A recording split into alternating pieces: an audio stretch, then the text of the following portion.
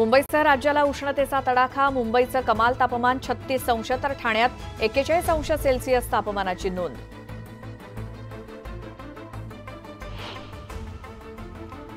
राज्यात पुढील 2 दिवस पावसाची शक्यता। वादळी वाऱ्यासह पावसाचा अंदाज।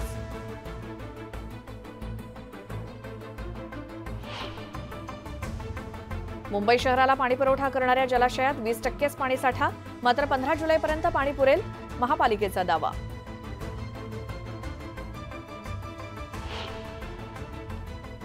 मुंबईत 23 आठवड्यांपासून सुरू असलेली स्वच्छता मोहीम यापुढेही सुरूच राहणार, मुंबई पालिका आयुक्तांची ग्वाही।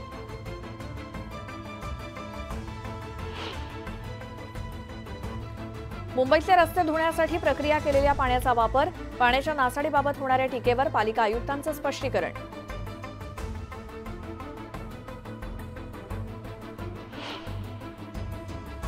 वंदे भारतचा वेग मंदावणार। प्रवासाचा वेळ 2 तासांनी वाढणार। पावसाळी वेळापत्रकाची अंमलबजावणी।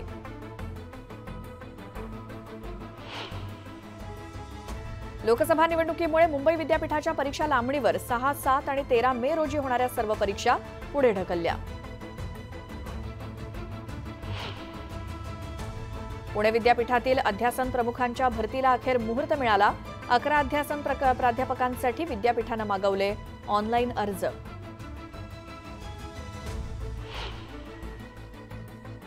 राजन विचारे उद्या उमेदवारी अर्ज दाखल करणार। मुख्यमंत्र्यांच्या बालेकिल्ल्यात ठाकरे गटाकडून शक्ती प्रदर्शनाची तयारी।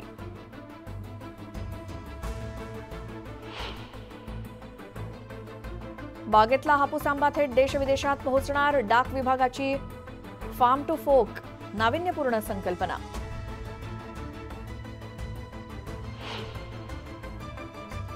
तुरडाळीची आवक घटल्यानं तुरडाळ महागली। तुरडाळ प्रति किलो 100 रुपयांवर।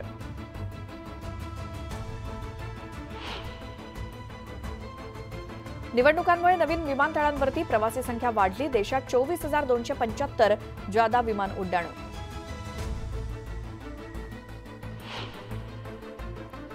गो फर्स्टच्या 54 विमानांची नोंदणी 5 दिवसात होणार रद्द।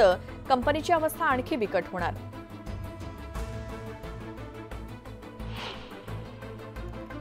बत्ती गुल झाल्यास एआय तंत्रज्ञान करणार मदत। रात्री अपरात्री वीज पुरवठा खंडित झाल्यास तातडीनं तक्रार नोंदवता येणार।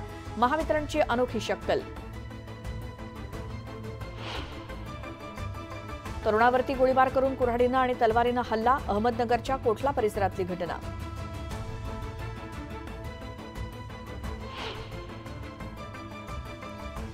तुळजाभवानी देवस्थानला वर्षभरात विक्रमी 66 कोटी 81 लाखांचं उत्पन्न।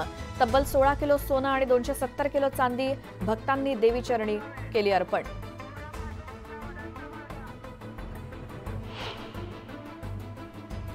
पिंपरी चिंचवड पालिकेत नोकरीची संधी। 150 पदांची होणार भरती। 17 मे पर्यंत ऑनलाईन अर्ज करता येणार।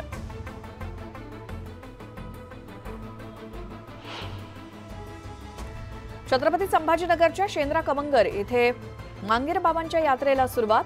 टँकर आणि विद्युत पुरवठ्याची सुविधा नसल्यानं देवस्थानकडून नाराजी व्यक्त।